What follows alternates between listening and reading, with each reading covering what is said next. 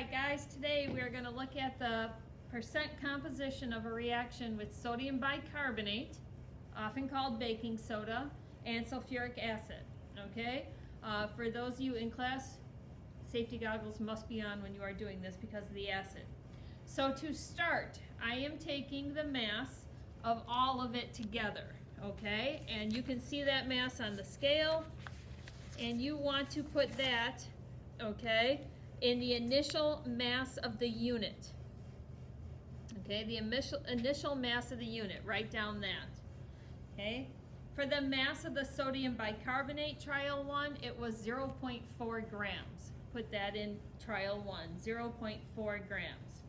Okay, now I'm going to react, and if you look at the formula for sodium bicarbonate, you're going to see that a gas will be produced. All right, that gas is going to be carbon dioxide. All right, and you remember the signs of a chemical reaction, one of them is that a gas is produced. You'll see bubbling.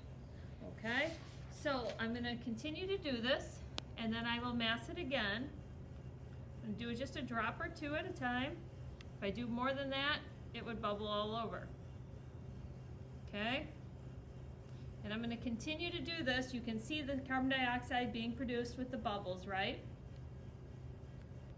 Swirl it until the sodium bicarbonate can no longer react because it has changed into the products.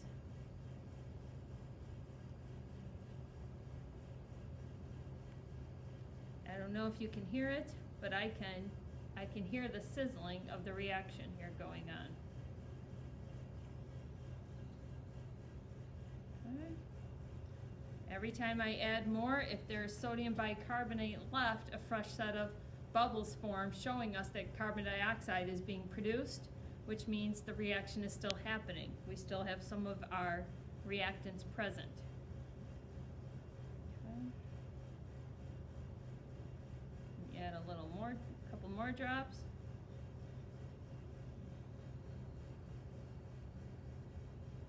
I'm doing a couple of drops at a time. 1, so it doesn't bubble over into my hand, and 2, so that the acid reacts with the sodium bicarbonate because more surface area is being shown rather than just letting it go all the way to the top. And our last couple of drops here.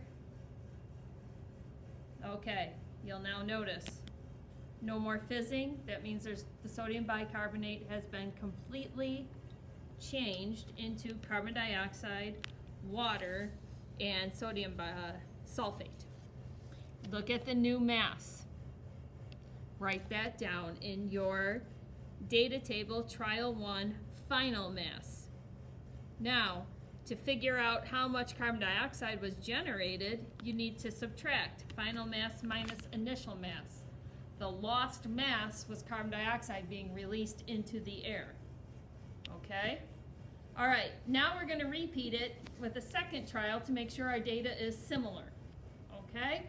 So let me set that up a minute. Trial 2. So look on your data table sheet again. You are starting with the mass of sodium bicarbonate was again 0.4 grams. Okay?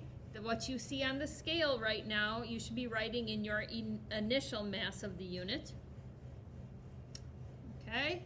And now we're going to react again, a couple drops at a time.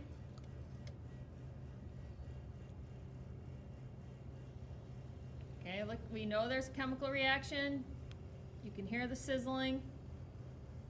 You can see the carbon dioxide being formed. Now, I know that this is carbon dioxide. If you did not, we could collect it in another test tube, light a match. If it's carbon dioxide, the match will go out. If it's oxygen, it would burn. If it's hydrogen, you'll hear a loud pop. Okay?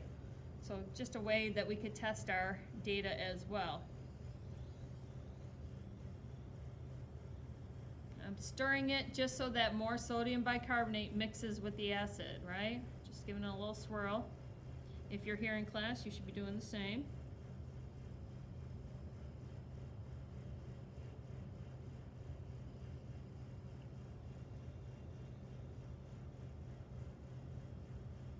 Again, as long as every time I add acid, See, that's what I mean by mixing it. You just saw it kind of went up there. As long as I'm adding acid and it still reacts, that means there's still some reactant left. We're still making more product.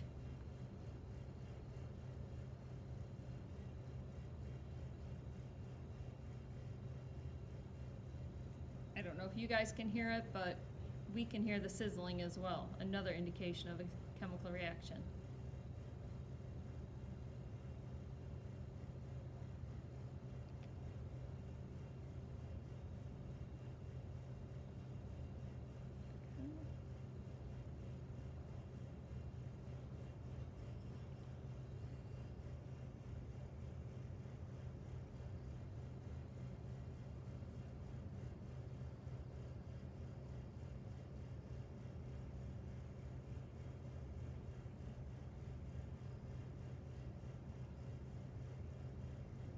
Quite a bit of reaction yet.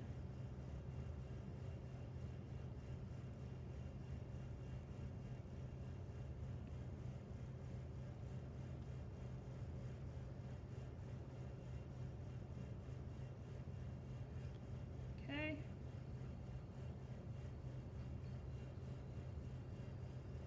This one doesn't want to stop reacting, huh?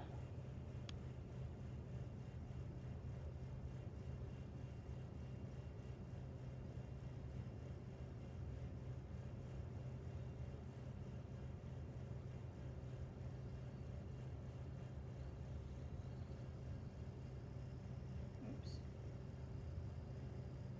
We had 2 drops of sulfuric acid just land on the table, so our mass might be, this is why you do it twice. Our data might be a little off by 2 drops. Okay, it has stopped reacting, so now we can mass it again. You should be writing this in the final mass of the unit. And again, figure out the carbon dioxide generated by subtracting the 2. Now you're going to go on, and using your periodic table, you're going to figure out the percent composition of the carbon and carbon dioxide that was released during this lab. Okay? If you have any questions, join back in the original meet and I will answer them.